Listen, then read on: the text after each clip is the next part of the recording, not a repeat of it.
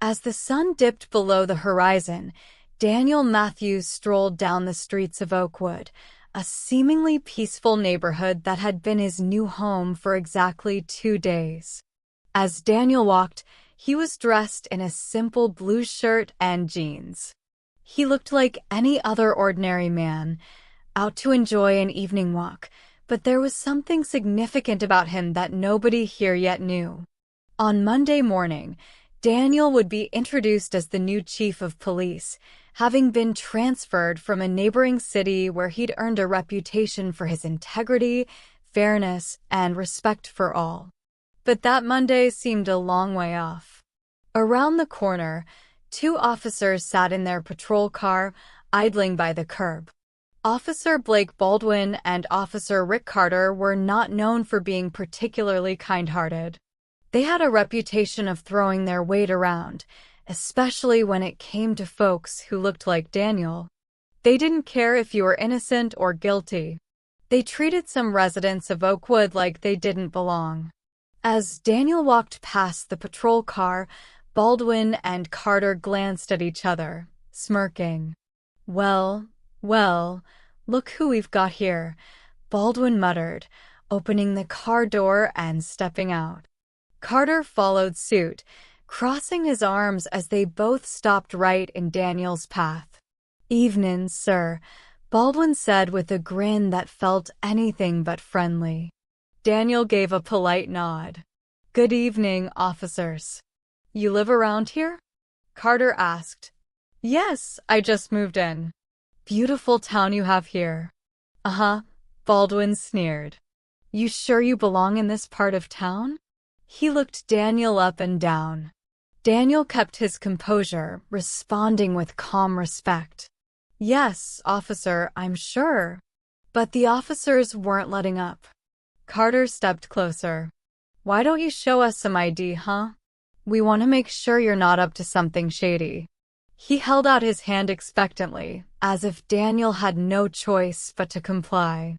Daniel sighed and took out his wallet.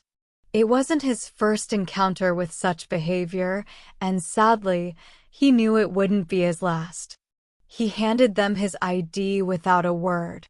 Baldwin snatched it up, barely glancing at it before tossing it back.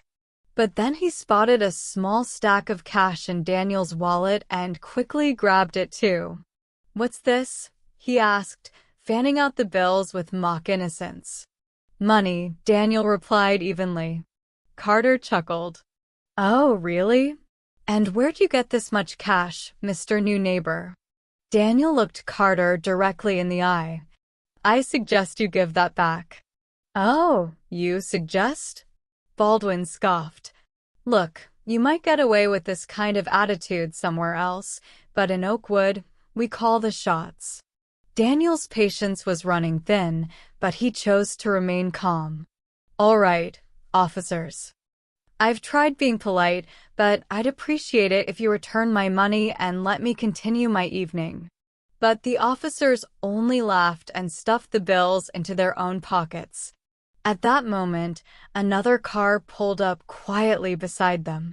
Chief Adamson, the former head of Oakwood's precinct, had come by on a routine patrol, curious about the new chief's neighborhood. And to his shock, there was Daniel, standing in the middle of the sidewalk, blocked by 2 of his own officers. Chief Adamson stepped out of his car, his face stern as he assessed the situation. "Officers Baldwin, Carter, what exactly is going on here?" The 2 officers froze, startled by the chief's sudden appearance. They stammered, quickly stepping away from Daniel.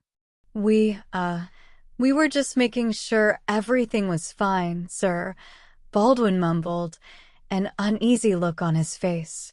Adamson's eyes narrowed. "Daniel Matthews, it's a pleasure to see you," he said warmly, ignoring the officer's shock. "Oakwood is lucky to have you as our new chief." Daniel nodded. "Thank you, Chief Adamson." The 2 officers blanched as realization dawned on them. The shock that washed over officers Baldwin and Carter was almost tangible. The air grew thick as they realized their mistake, their faces paling as they processed the new chief's identity. Baldwin swallowed hard, his fingers twitching near the pocket where he'd stuffed Daniel's cash. Meanwhile, Carter's confident stance faded as he looked away, avoiding Daniel's gaze. Chief Adamson continued, "Officers, care to explain why you're harassing our new chief of police?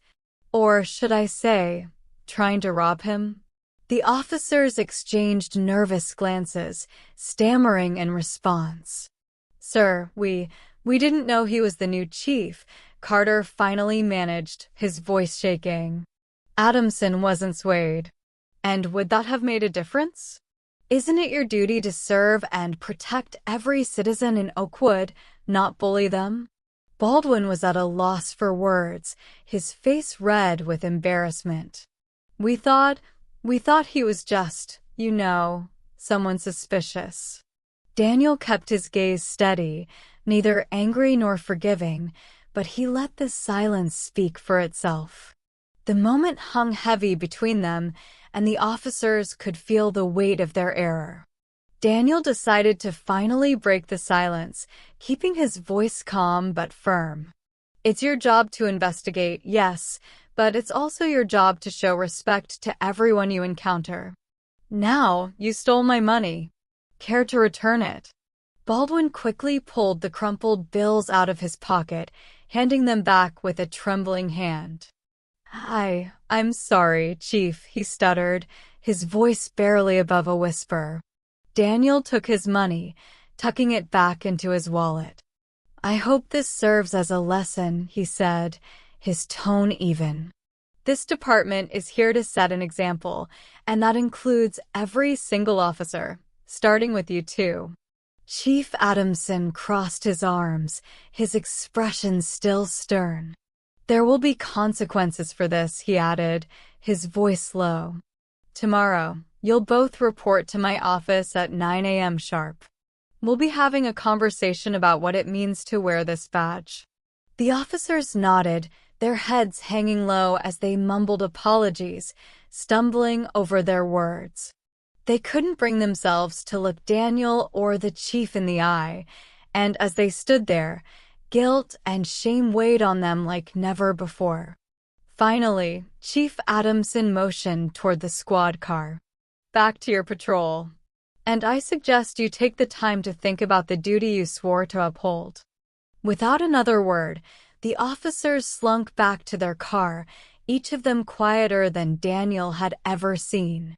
Chief Adamson watched them go, his face a mix of disappointment and frustration. Then he turned to Daniel, his expression softening.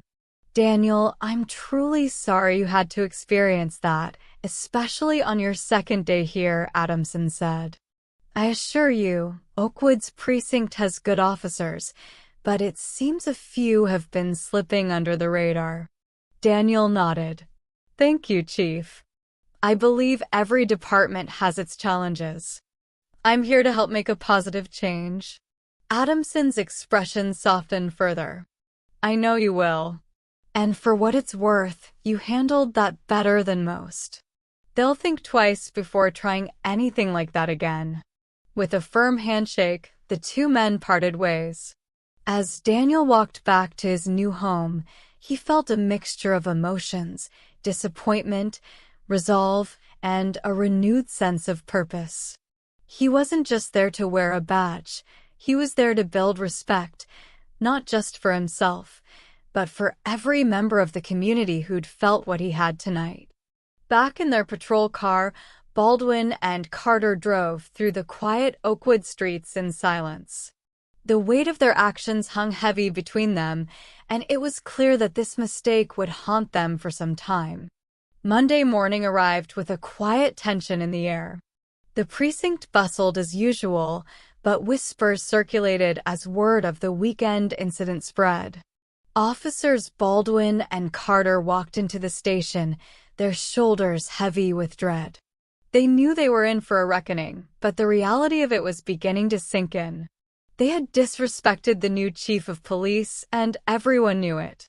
At 9 a.m. sharp, they found themselves seated across from Chief Adamson and Daniel in the small meeting room, the air thick with the weight of their actions.